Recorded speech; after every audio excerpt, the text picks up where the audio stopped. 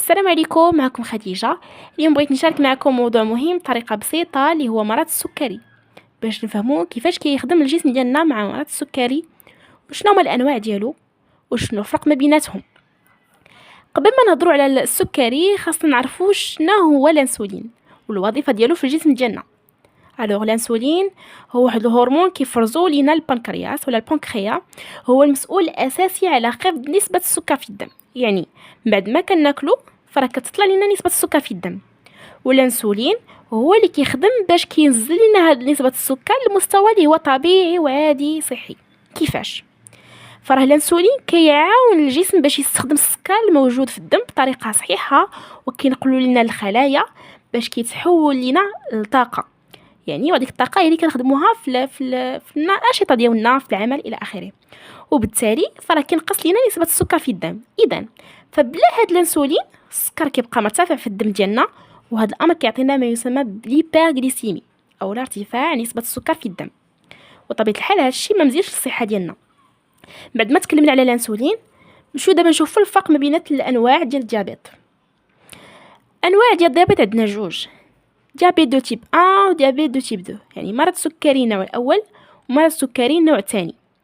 مرض السكري النوع الاول هو واحد مرض مناعي، يعني جهاز المناعه ديالنا ولا ديال الجسم ديالنا هو اللي كيهاجم الخلايا ديال البنكرياس ولا البنكريا اللي كتنتج لنا الانسولين، وبالتالي نتيجه لهذا الهجوم كيوقف لنا انتاج الانسولين وكتطلع لنا نسبه السكر في الدم وكتبقى مرتفعه.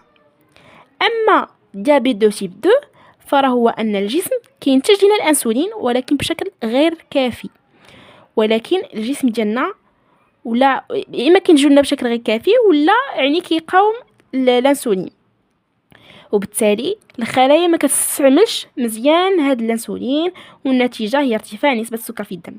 الوغ ديابيت دو تيب 1 فراه ان الجسم ديالنا ما كينتج كاع نهائيا الانسولين، ما كينتجوش نتيجه هذا المرض المناعي اللي قلنا اللي كيهاجم من الخلايا ديال البنكرياس. وديابيت دو تيب 2 هو ان الجسم يا اما كينتج لنا الانسولين بشكل غير كافي او الجسم ديالنا كيقاوم لنا الانسولين. دابا نشوفوا النوع الاول. النوع الاول في الانسولين فراه غالبا كيبدا في الصغر وكيحتاج علاج دائم بالانسولين. اما النوع الثاني فراه كيجي مع التقدم في السن وغالبا كيكون مرتبط بنمط الحياه، يعني يا اما ما كتمارش رياضه ولا كتاكل بزاف داكشي غير صحي ومليء بالسكريات الى اخره، يعني كيرتبطنا بنمط الحياه ديالنا، ولكن يمكننا نتحكموا فيه. حتى وكان اذا تصايبنا به يمكننا نتحكموا فيه عن طريق الرياضه ولا التغذيه، الراحه النفسيه، والراحه النفسيه مهمه بزاف. بالنسبه للنصائح يمكن لي نعطيكم بالنسبه للديابيت دو تيب 1 ولا مرض السكري النوع الاول، خاصو دائما يلتزم بالعلاج بالانسولين بانتظام، يعني يدق الانسولين بانتظام ويراقب لنا مستوى السكر في الدم، يعني بانتظام يراقبه ويتبع نظام غذائي صحي. كنركز على صحي خاص بالناس ديال الديابيت ولا خاص بالناس اللي مريضين بالسكر. اما ديابيت دو تيب 2 ولا مرض السكري النوع الثاني فراه كنصحهم بالرياضه بانتظام والحفاظ على وزن صحي وتخفيف التوتر، حيت التوتر هو كيسبب لنا في ارتفاع نسبه السكر.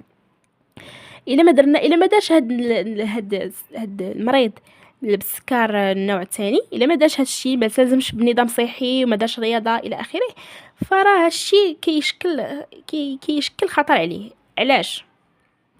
حيت انه يقدر يتحول من ان مرحله ان الانسولين ما يبقاش يتفرز ليه غير شويه، لانه الانسولين ما بقاش يتفرز كاع، وبالتالي هو يولي يدق الانسولين بحال النوع الاول، يعني تطور ليه مرض السكر ديالو. يعني كختام الله يشافي الجميع، والصحه رحله طويله والسكري جزء منها، ولكن بالاراده والاهتمام والمعرفه نقدر نعيش حياه طبيعيه وصحيه. الى اللقاء.